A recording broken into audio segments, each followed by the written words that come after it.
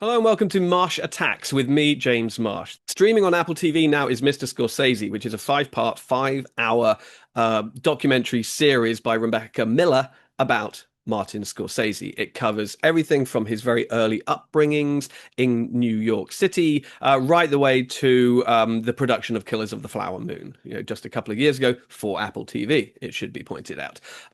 I'm a sucker for Martin Scorsese. He was the first filmmaker that I really zeroed in on when I started out. I know that today, in 2025, he is sort of considered a bit of a cliche, if you like. If you say Scorsese is your favorite filmmaker, it's like, well, duh, yeah, of course he is. He has inspired not only generations of film lovers and film academics and film critics and film fans, but also probably a couple of generations now of filmmakers, all of whom, or many of whom have cited Scorsese as a huge influence on him.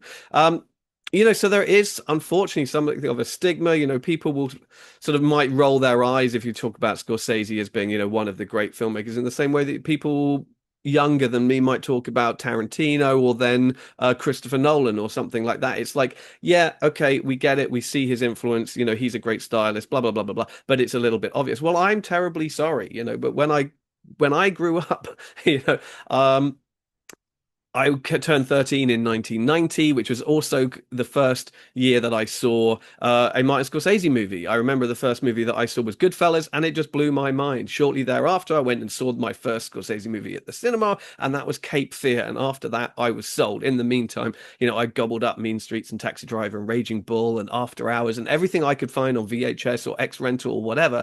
I would buy it, consume it, rewatch it, and I was kind of in love with this guy and his voice. It probably had a lot to do with that De Niro Scorsese relationship, because obviously that was that essentially made up the bulk of his oeuvre at that time, and it was just banger after banger, and it spoke to a young man, in a way that perhaps other filmmakers didn't.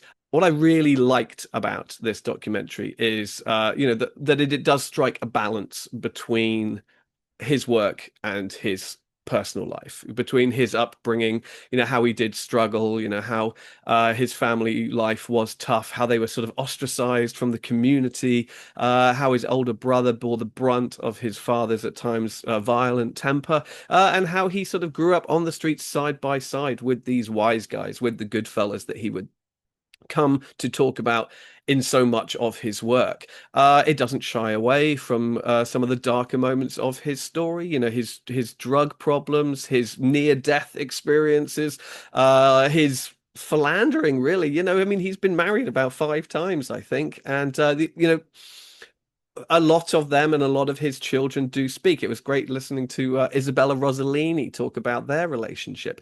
Obviously, De Niro is there as well, other collaborators all the way through, as well as some sort of childhood friends and people like that. The funny thing is that after 5 hours of watching this movie, or it felt like a movie. I did watch it all in one go, but it is a TV series broken up into chapters. I wanted more, and I felt that towards the end, it really does kind of rush through things. Out of 5 hours, the last hour is dedicated to his collaborations with Leonardo DiCaprio, but that's the last 25 years really, and I felt that did really sort of pick up the pace and sort of hit fast forward and rush through those elements a little bit. There were other films along the way that weren't touched on quite as much as I had hoped. I mentioned that Cape Fear was the first one that I saw of Scorsese's on the big screen, and I think probably for that reason it's always had a pretty special place in my heart.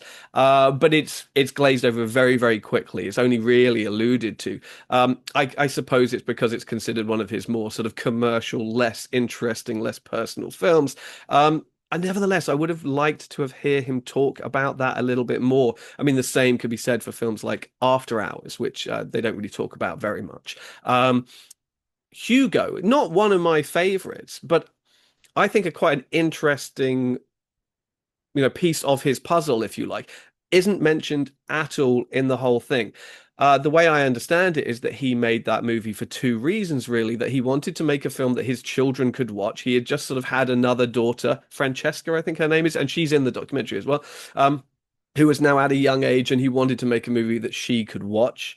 And it was also at that time when everybody was kind of making their 3D movie and experimenting with the medium. And I would have liked a little bit of reflection from him about that, what he thought about it. It doesn't touch on more incendiary recent comments that he has made about sort of Marvel movies not being real cinema. And I thought that perhaps that could have been raised towards the end just to, see if he felt differently, particularly when it does mention his work at the Film Foundation, his restoration work of the Michael Powell and Emmerich Pressburger movies, for example, hit the World Cinema Project. All of those things are kind of briefly mentioned towards the end, but I would have liked a whole other episode. I think you could have squeezed one more hour out of, what he's been doing in the last sort of decade or two. Nevertheless, I find it incredibly absorbing, entertaining, amusing, quite shocking and surprising, and it was just self-indulgent perhaps, but just a joy to go back through the life and career of, for me, probably still one of my, if not my favorite filmmakers.